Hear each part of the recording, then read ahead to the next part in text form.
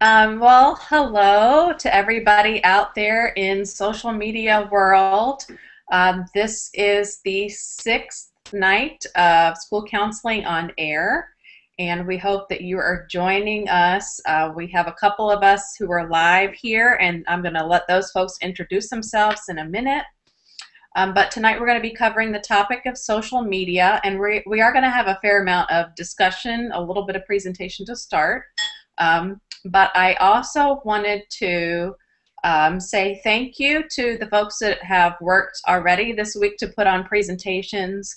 And we're really, I feel like we're really blazing a trail with Google Hangout and trying this as a new way to do professional development. So we may be asking for some of you to give us your thoughts and opinions once it's all said and done. But anyway, I'm excited to be here with you and to talk about social media. If you are sitting in front of the computer like I am, it means you have nothing better to do on a Saturday night than to be here. So thanks for joining me. And I'm going to turn it over to my two guests who are on screen. We hope maybe a couple of others will join us. But I'm going to turn it over to them and let them introduce themselves. And I'll start with Danielle, who presented on Wednesday. Danielle.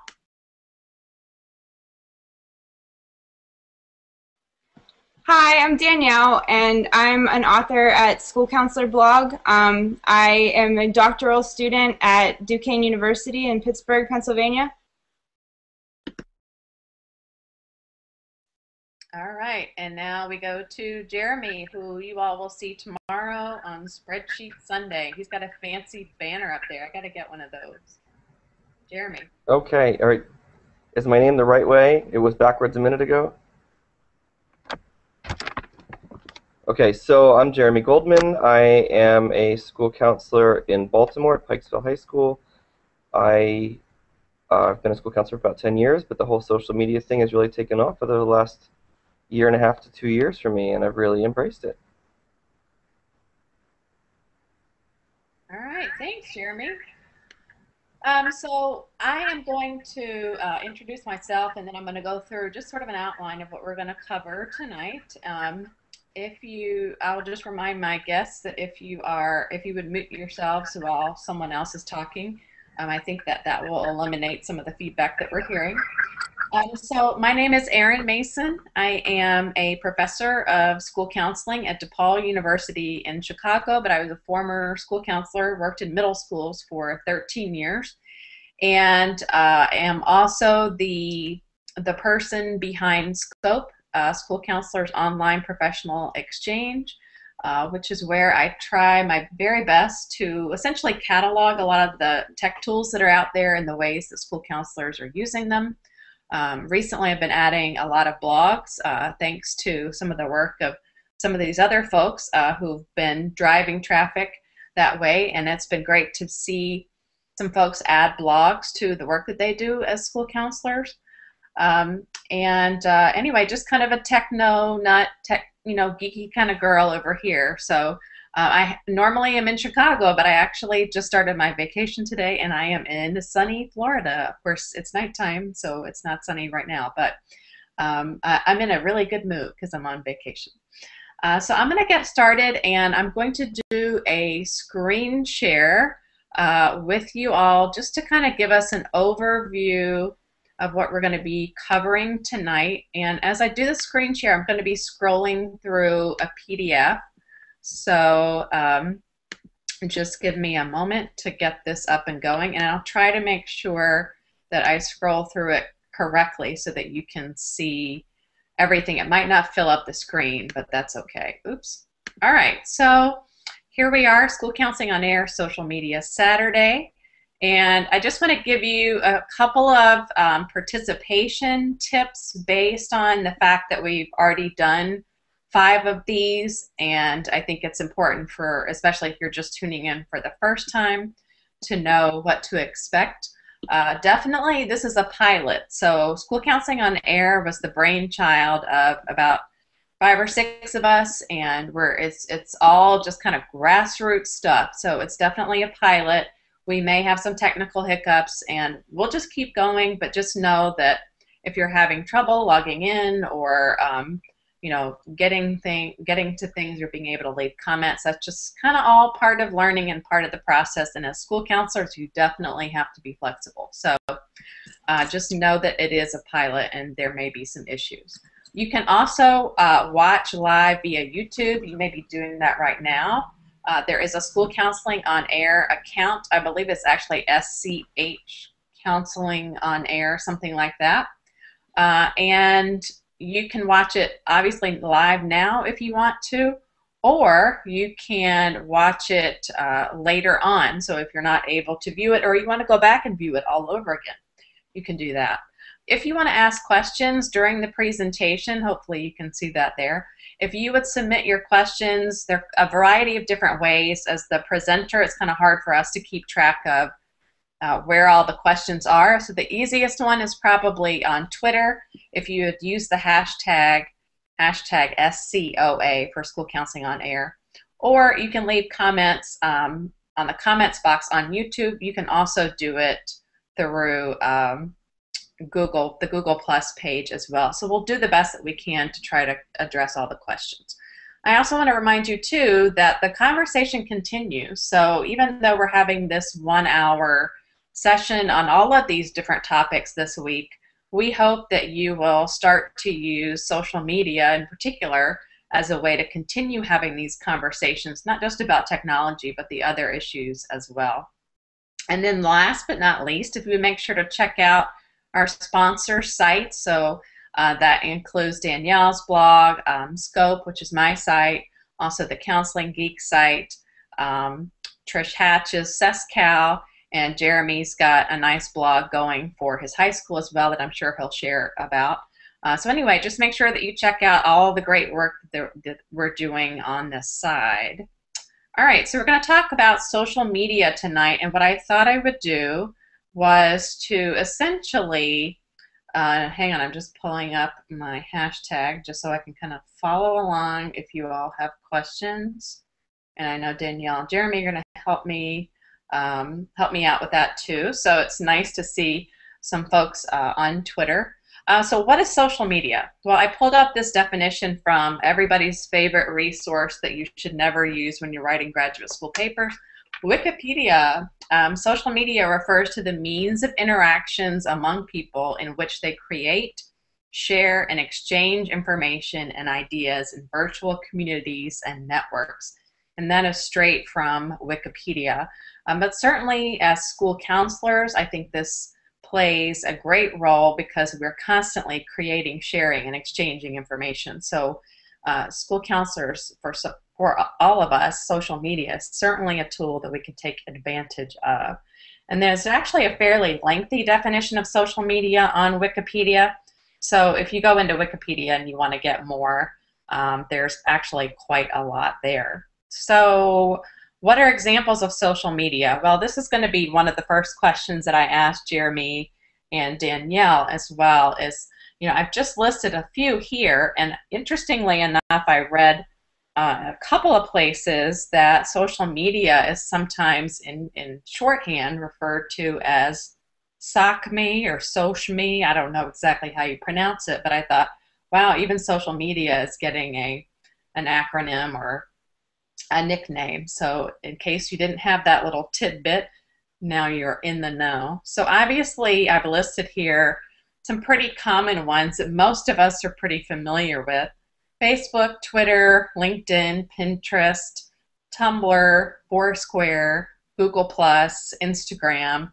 There are some other ones out there that are kind of on the fringes that I'm not as familiar with. Things like, I think there's one called Delicious, one called Digo or something like that. So I'll be asking our co-presenters too if they know of any other social media.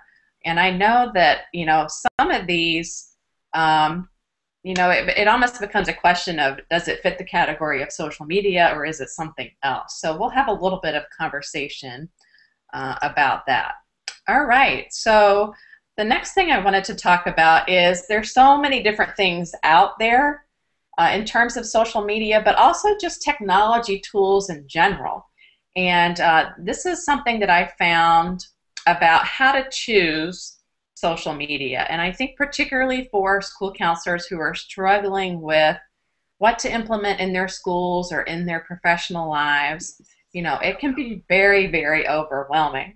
So this particular list, this list of five, is from something called the Sloan C Consortium.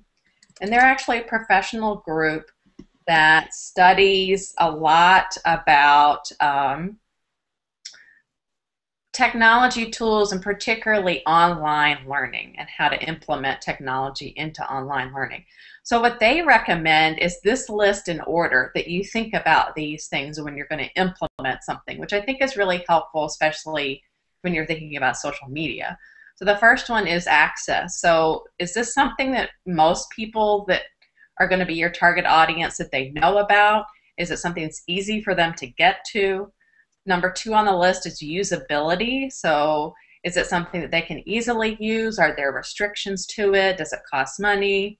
Number three is privacy. Obviously, this is something that we need to be really cautious about as school counselors because we're dealing with people and lives and very personal information, not only our students, but also managing that whole personal, professional stuff of our own in terms of boundaries. So privacy is definitely a big one.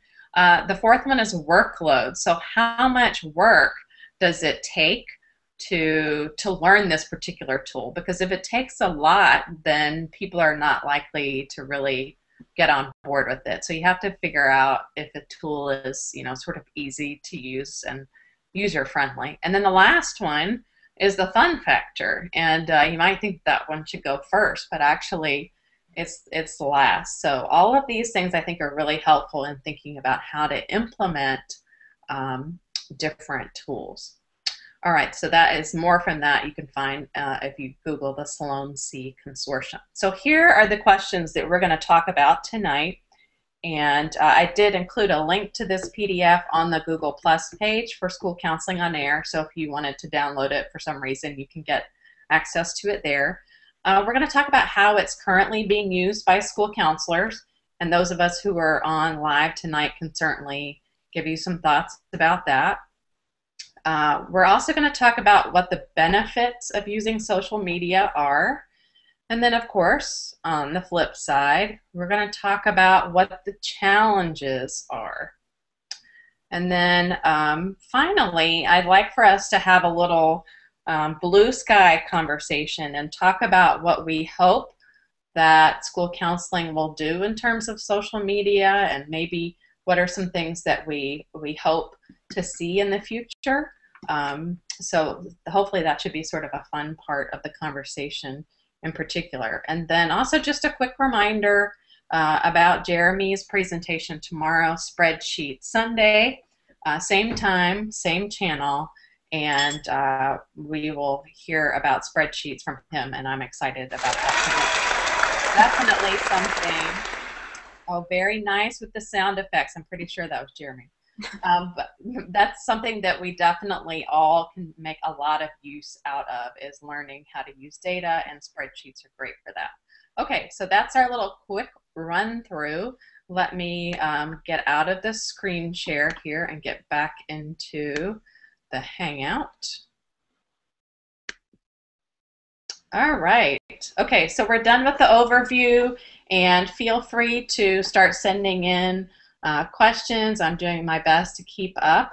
Oh yeah, I'm getting some on my personal account too. Don't forget to use the SCOA hashtag if you can. But it's good. All right, so we're off and running. All right, what I would like to do is I'm going to unmute myself, and I'm going to open it up to Danielle and Jeremy and see, are there any other social media tools that you all know of or are aware of that perhaps we need to be thinking about? All right, I'm muting. I just wanted to say that just using Google Hangouts this week has been just a really cool thing, and I think it has a lot of potential for things that we could do in the future.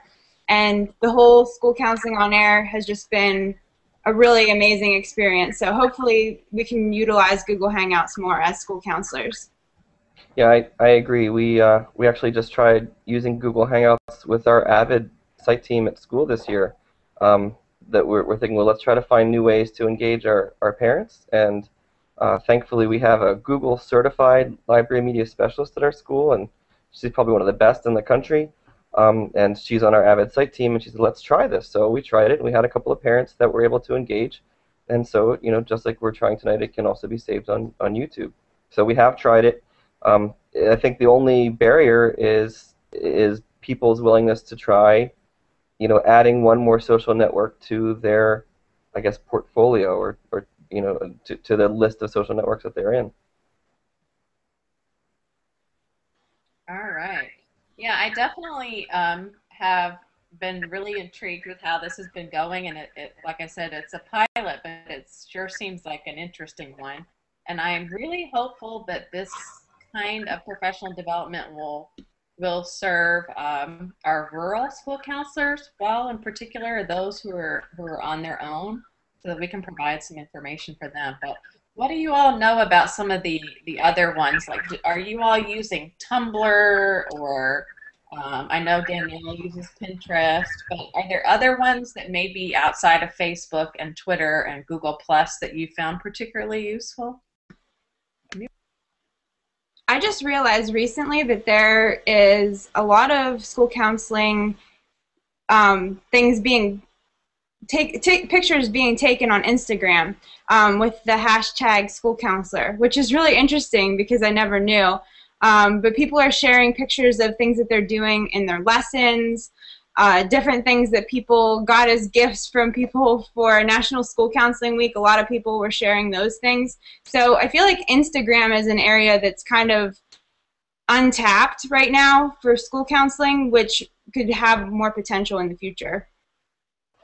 I've noticed that a lot of my students have, not that I've noticed, but my kids have told me that they're on Instagram, and I find it a little hard for me to think about how I would use Instagram. The way that I use Twitter and the way that I use the blog, I just don't know if Instagram really makes sense, and that's what we have to think about. Well, you have to think about what's right for your particular program. I think Facebook is just as good of a platform. I know many school counseling departments have Facebook pages. I don't know about Instagram though, but I do know, and I don't know. Like Aaron, you mentioned, some of them may not necessarily qualify as social media per se, but the live binders. A lot of our teachers are using live binders and wikis for their own classes. So that's a way to use. I guess we could call it Web 2.0. May not necessarily be social networking, but it's a way to engage our communities and our students. Yeah, I find there's a lot of there's some of these tools that it sort of seem a crossover between social media and because it's still, if you go back to that definition of creating, exchanging, sharing information, certainly something like live binders is spot on with that. So it's interesting to see that things kind of cross over in some categories. I will just share a little bit about the kinds of social media that I use and the accounts that I manage, and then Danielle and Jeremy, if you will talk about that too, because I think one of the questions that I often get is whether or not I need to have personal accounts and professional accounts, separate kinds of things. I find that that's a common question. And I know Danielle and I tried to write about that a little bit in our article about Twitter, which if you haven't seen, and the latest Ask a School Counselor is an all tech issue, so it fits right along with our theme of the week here.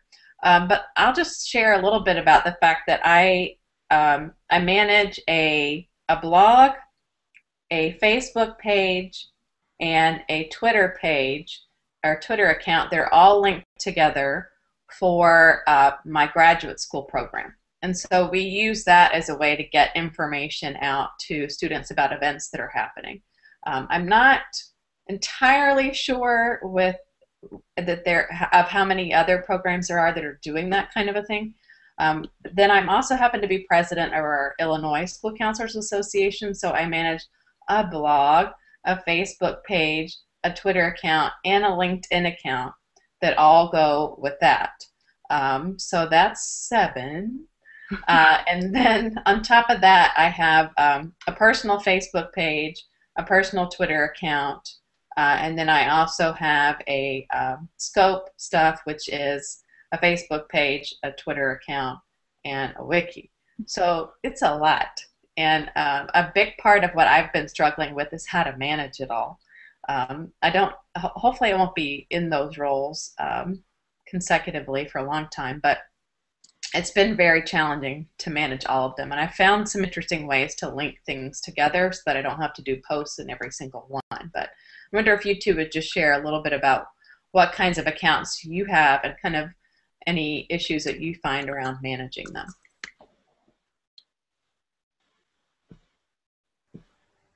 Well, I know for me, I run a Facebook page for school counselor blog, Twitter, a Pinterest account for school counselor blog, and I also do, I'm a graduate assistant, so I run a blog and social media like Twitter and Facebook for that too.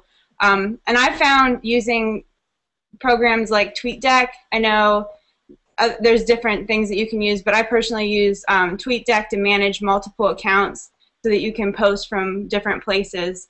But I personally found that I like to actually comment myself on my Facebook pages because I feel like people are more likely to respond usually if it's not from a client, like if it's not being sent from TweetDeck. So that's just what I've found to be working for me.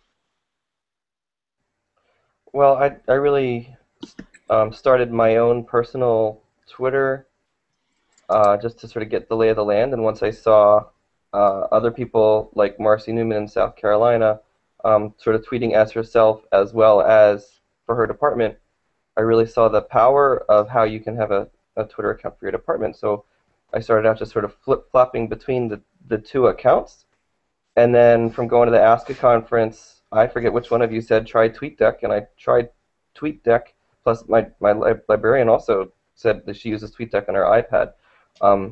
And so I could see, well, I could have all of those different feeds, and I could post to both feeds simultaneously if I happen to do that. And then Aaron, you mentioned a while ago about Hootsuite, which I never really had a use for with the TweetDeck, but then this year I became the public relations chair for our own local school counselor association, the Baltimore County Association for Counseling and Development. And now with Hootsuite, I could post to that Facebook page. So I started a Facebook for BCACD.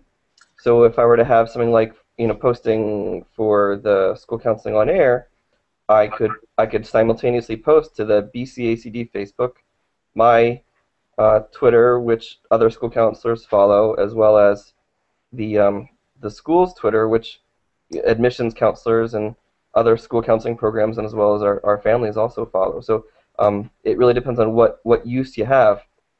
I really enjoy the TweetDeck actually because the posts when we have our SC chats, they come actually more quickly than when I use the regular Twitter website. And I would add to that, it's such a great way to manage your hashtags. So like I have a whole column with all of my SC chat ones, a whole column now of the SCOA, the School Counseling on Air, and I have one of all school, like the hashtag school counselor. So I think it really helps me keep up with things that I might not normally see if I was just using Twitter by itself. And Jeremy's showing a great screen share of what it looks like to have the different columns and categorizing your hashtags. Yeah, it really is helpful, and you can categorize other things too. So if you have multiple accounts, like Danielle said, you can have columns for different accounts, but you can also have a different column for your direct messages for different things.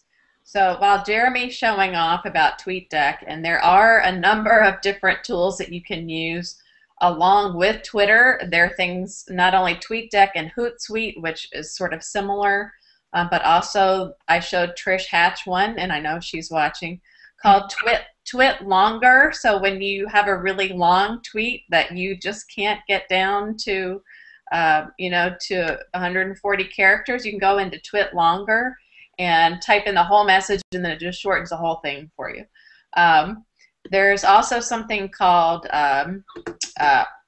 Tweetchat that we use for when we're doing the SC chats, right? So Tweetchat, which we were using on Tuesday for the Twitter chat with Francine, and what that does is it allows you to follow a certain hashtag in real time, and it includes the hashtag in your tweets anytime you send them out. So there are a lot of different things that go along with Twitter. I'm going to do a little showing off right now and show you all another tool that I've recently found, although it does cost money. I did the free trial, and I liked it enough that I decided, at least for my birthday, which happens to be this month, that I was going to pay the full fee for it. But it's called Sprout Social. So let me get back into a screen share so you can get an idea of it. Give me just a second to get it up. All right. So what you'll notice, I'm in my Sprout Social account, and it's probably kind of hard to see. Let me see if I can make it a little bit bigger. But I'm really interested in seeing where technology goes and doing some research around it, which we're currently working on. The thing that I wanted to point out about Sprout Social, and what I really like about it, is it gives you all these analytics based on the accounts that you add in. So you can see I've got my 8 accounts over here. I can add more if I wanted to. And the only thing that really for me is personal is my Facebook page. Like, that's pretty much strictly personal. But it gives you all this interesting data. Hey, there's a good word for us to know about, right? About your particular account. So I find it really fascinating to see how my accounts change over time. And then you can also look at the feeds, so you can kind of toggle between the different feeds that you have, whether they're Twitter or LinkedIn or Facebook. The other thing that I really like too is that it gives you all of your messages for all of your accounts in one place. So you can look at all of your messages, and that can be things from Facebook, Twitter, LinkedIn, all of that. So I'm hoping that they're going to add some other social media tools there. But that's Sprout Social. So if you really are managing a lot of accounts, it might be something that you want to check out. So let me get back out of the screen share here. And why don't we go on, one of our questions was just to talk about how school counselors are using social media. And I know that you all, the two of you, have already talked about some of this, but at least what I'm seeing, and feel free to chime in, but what I'm seeing is mostly for connecting with other school counselors. But then we're also seeing, I think, a growth in the school counselors that are using social media to reach, as Jeremy said, their school communities. And I think it's, whether that's blogs or Twitter, I think what's really important, however, for school counselors to know is that you need to be really cautious about who your audience is. So for example, Danielle has School Counselor Blog, which is really the audience is other professionals, whether that's educators, school counselors, whereas Jeremy's blog is really intended for his school community. So you would want to make sure that those two don't really cross over and have separate accounts for that. So would either of you want to chime in on that topic about other ways that you're seeing people use it? Or Sure. With having the two different Twitter accounts, at least, for a while there, I'd be following Erin on both or Danielle on both, and sometimes I would get confused if I'm looking at my phone or wherever. I forget which account I'm looking at. If I post something, I could forget which one I'm on until I realized, wait, if I'm following, let me just unfollow one from the account. So there was a point a couple of months ago when I just went through and made sure that I'm only following everybody from one account, with one exception, and that's Daryl Sampson, who is doing a fantastic job of posting absolutely positive, uplifting things for both counselors and to families. And so I called him and I said, I can't unfollow you from either because he has such great content. And I know his blog is I think more geared toward other professionals. But yeah, with my blog, from the outset, I realized I need to have. I find that when I meet with students, they might ask questions or they want to talk about something, and so I answer their questions or I come up with something and off they go. And I think, oh man, if only I remembered to share that one other thing with them, or they forgot, or I always ask like, well, it comes down to, well, you have to ask the right questions. Well, then over a couple of years ago, I thought, well, let me just share as much as I can, and I'd overwhelm some students with some things.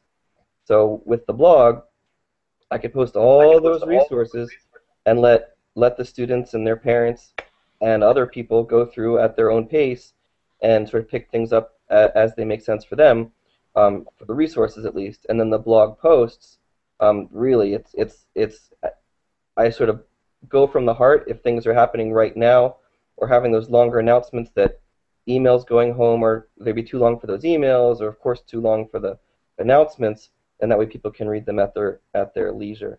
So it really is, from its outset, that's my purpose, is to have a longer form of communication on topical subjects for my students and their families. Yeah, and I would say for me, School Counselor blog is really geared toward graduate students and current school counselors. So my audience is primarily graduate students and people who are actually in the field as school counselors. So, and I really only have, the only account that I have that is, I would say, really my own personal account is my personal Facebook page. All of my other accounts that I use are really used primarily professionally. So I feel like the information that I share, it's things that anybody in my professional group would benefit from seeing. Do you all find that there's a gap? Is there a social media gap? I mean, among the people that you work with and that you interact with on a regular basis, are there sort of haves and have-nots, or will and will-nots maybe between groups of people, about people that really actively use it and others who, just really seem to have no interest? I'm just curious about that. Among professionals, there's definitely a have or have not. It seems like there are different stages of technological development among other professionals, or interest, or they think, well, it was hard enough for me to get onto Facebook, I'm not going to do anything else. As for my students, I'm on lunch duty, and I walk around lunch duty, and this year we started letting students use their phones for anything other than listening to music or talking on the phone.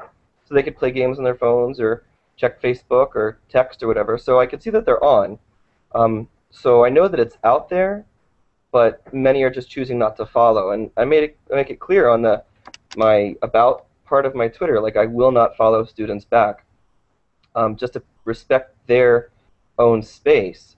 But I still think that many of them are hesitant to follow because they're afraid that I might stalk them or whatever. And all I can do is just put it all out there. And some maybe, I guess you could say, passively following me, and that they might like look to see what the announcements are without actually following. And then of course, those that do follow sometimes retweet to share with their friends. So I think the more ways that we get the information out there, the better chance we have to reach them. I agree. I also think that kind of an untapped market, so to speak, is counselor ed, which is really surprising to me. Being a new doctoral student and realizing that I'm the only one who's doing a lot of tech speak, it's kind of crazy. And I thought that a lot more people would be using things like Twitter and blogging. So I'm hoping that more counselor educators will start using those things, and I'm definitely trying to make my mark in helping them get connected and be able to see the value of the things that you can find on Twitter and the professional learning networks that are out there for us. I think a lot of the times people don't really understand how the social media tools can be used in a professional way, and maybe they just see it as, oh, that's something that people do for fun, and I don't really understand what that's for. So hopefully by doing things like this, we can educate people about what social media is and how they can use it in a professional way. And I see on Twitter that Marcy just posted that she likes to share, positive things, that, hey, we just had a National Merit Scholar, or congratulations for winning that scholarship. And I know very often kids love seeing that public praise, and it makes them feel good about themselves, and they'll frequently retweet. We had a wonderful event in December when one of our students, who is, I forget what her role is, like the news editor of the paper, wrote an editorial about how advanced placement courses benefited her as she's getting ready for college. And I started my blog, and I put on the blog a feed for news related to Pikesville High. And so one of the first things on there was a link to her article. And I don't know how, but somehow the advanced placement, the College Board's vice president for advanced placement saw it, tweeted it, and mentioned us. So now our school paper, which usually gets maybe 3 to 9 hits, she suddenly had 100 hits on her article. So that right there was the power of social media, by the school paper taking the risk and putting their things online, and then having the blog to share that news. You never know who might be stumbling upon your link. So then Trevor Packer tweeted it, then College Board tweeted it, and all of a sudden, at one small high school in Baltimore, Maryland, tens of thousands of people had the chance to read her article. That's great, and I think that there are lots of examples of that where things really have gone viral on Twitter. I'm looking at a tweet from Rodney Ford, and I believe Rodney is in Chicago. Correct me if I'm wrong, Rodney. But he asked, how much time do you spend on social media? Which I'm sure we could all kind of chuckle at that question.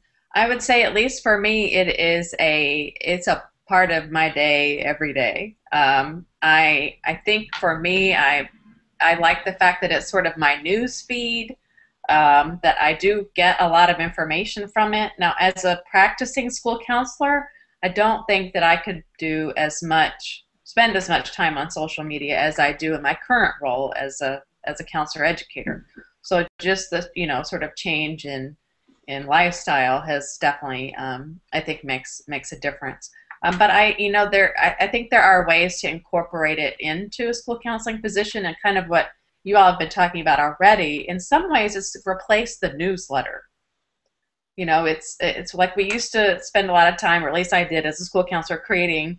Oh, Rodney, I'm sorry, you're from Arkansas. My bad. But anyway, I used to spend some time doing newsletters. And now, I wouldn't do that anymore. I would probably do web pages or blogs or things like that. So in some ways, I feel like it's replaced the newsletter in some ways. So Francine's been posting a couple tweets here about honoring our ethics, and we definitely have to respect our students' confidentiality. Whenever I would post those good news about the college admissions, I would usually just use the first name. Our school district started to make a set of guidelines about not friending students, and their general rules about not sharing their full names. So we all work hard to maintain that confidentiality. And when kids retweet things on their own, then they put their own things out there, and that's what students have to learn. And that's what Francine's follow-up tweet was. They have to learn how to use social media appropriately. Last spring, I think it was last spring, our character ed committee, MDS3, Maryland's, it's not Safe and Drug-Free Schools, I forget what the 3 S's, MDS3.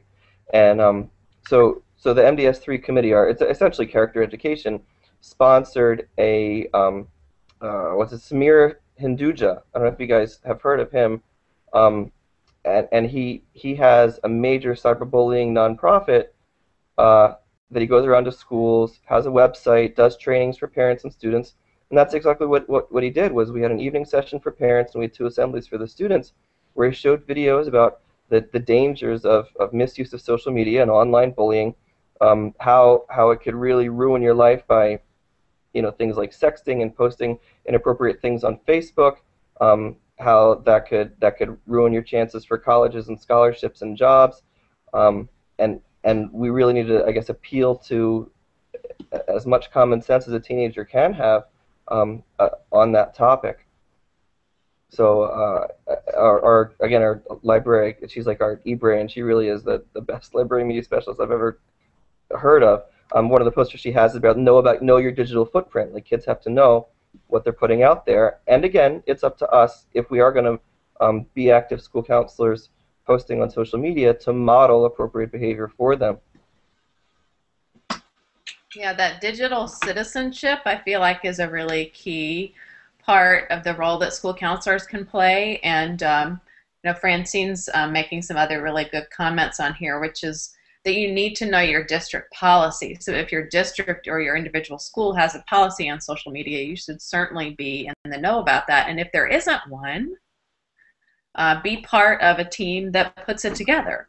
But I do find, sometimes I get frustrated with people who only look at the dark side of social media. They basically just sort of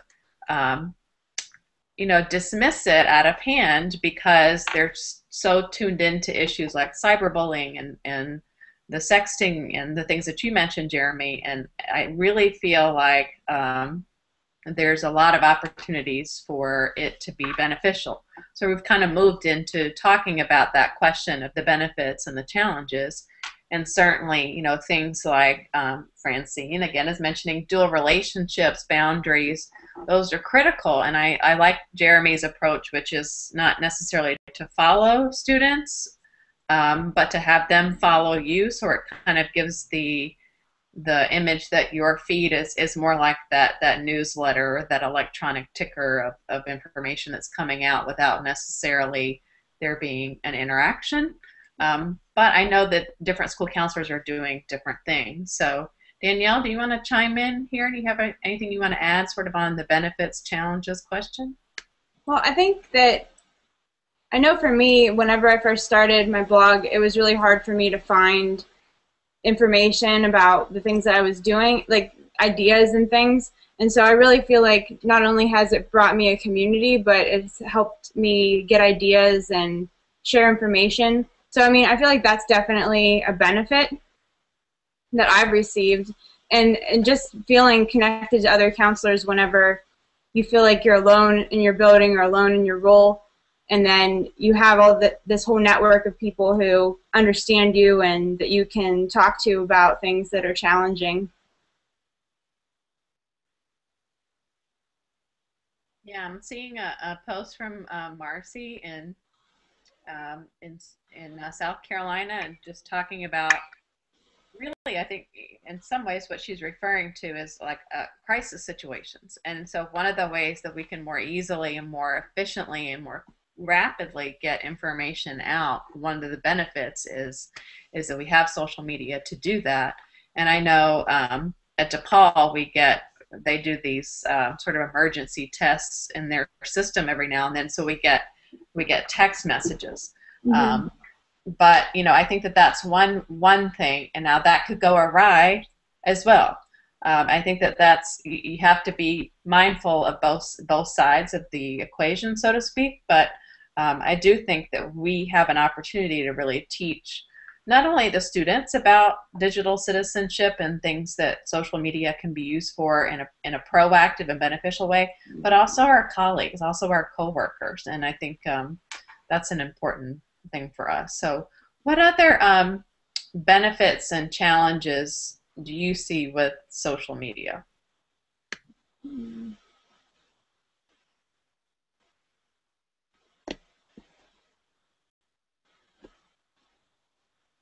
I think maybe a challenge.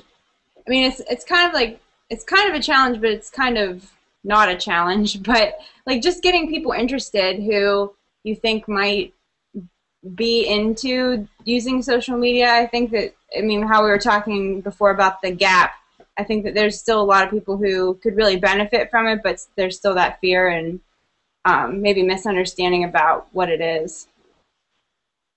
Yeah, I know. And just in response to that, I wonder if it's about the fear of learning in terms of learning the tools.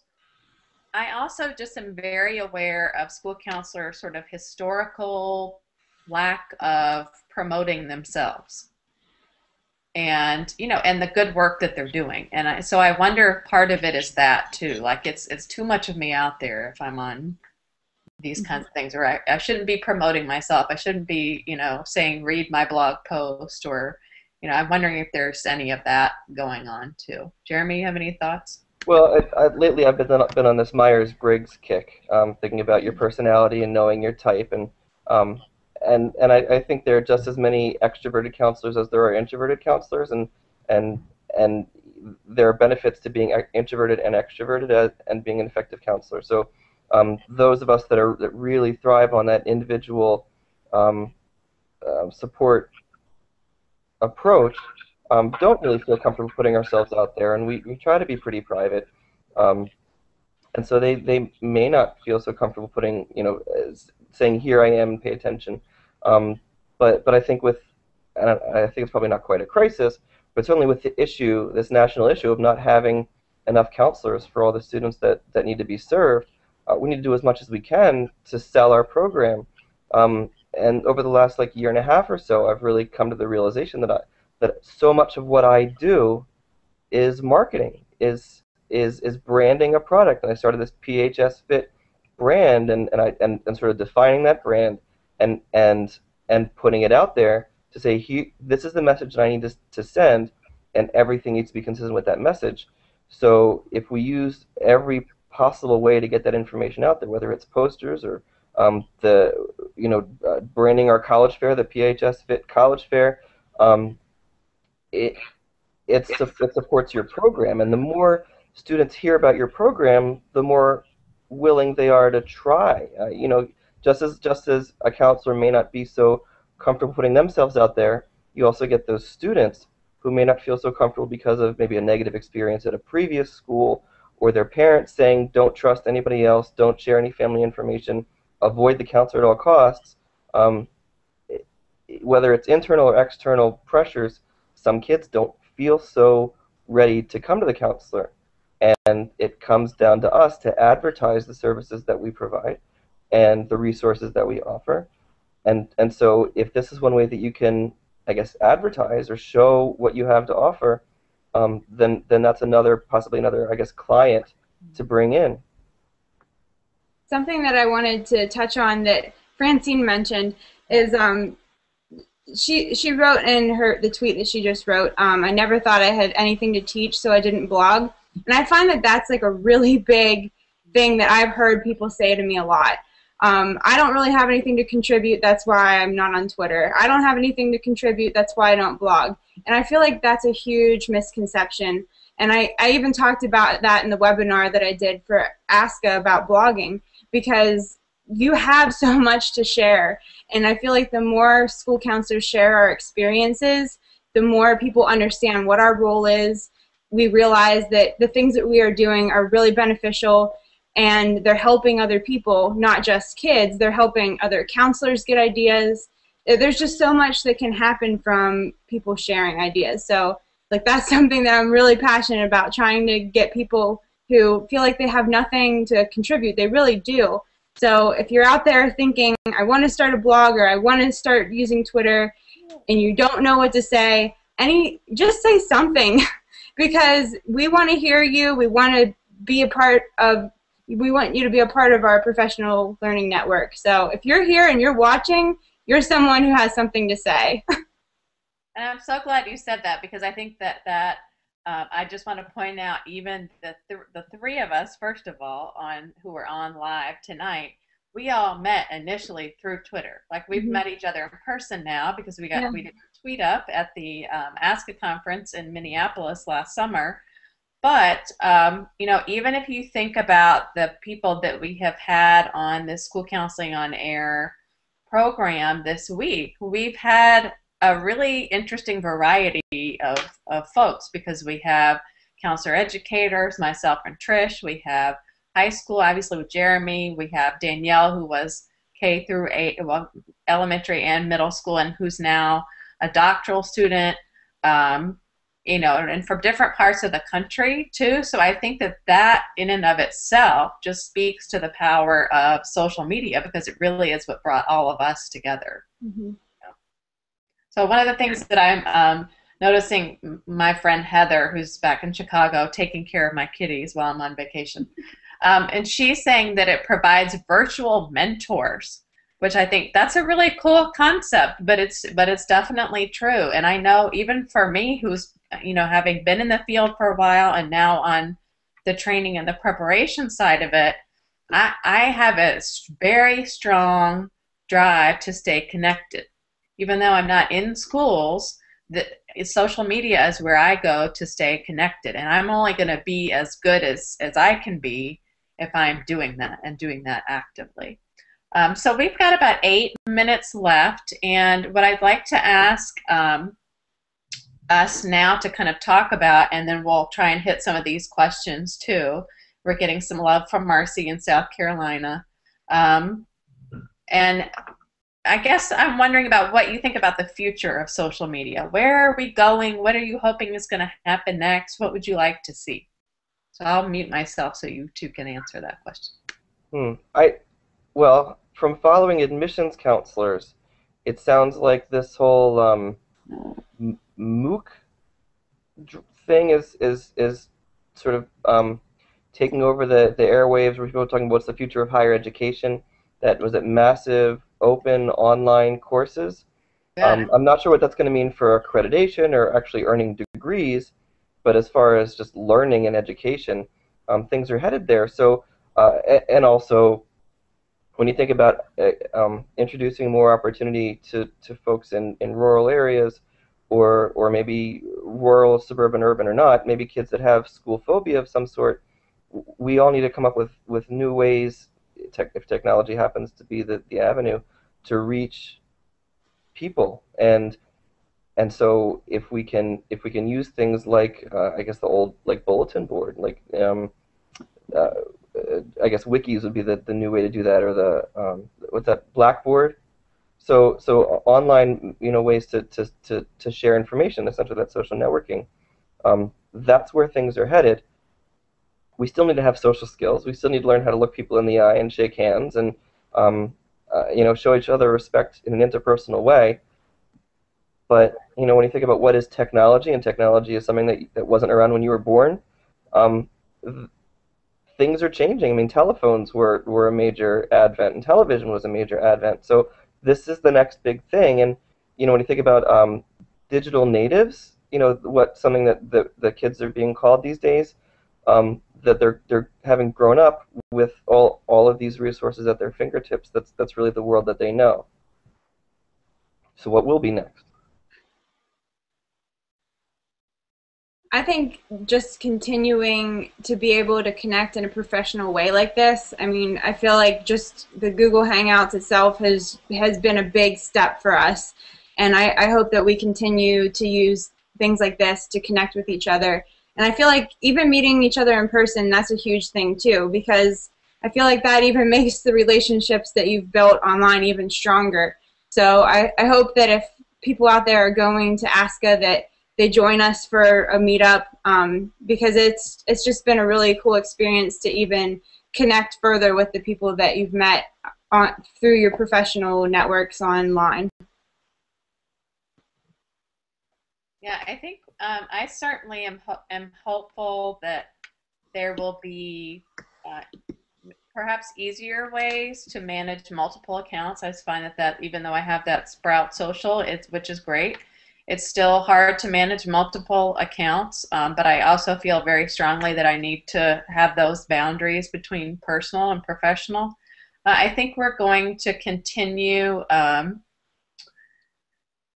really continue to struggle with the ethics around social media, and the sort of the good versus the bad, because it is such a controversial thing right now. It always makes me think about, like, what happened when the telephone came out? What happened when TV came out? I mean, those are things that are so, they're everywhere. You can't escape those kinds of things. But I can, I would imagine and can remember when cable TV came out, so that'll date me a little bit.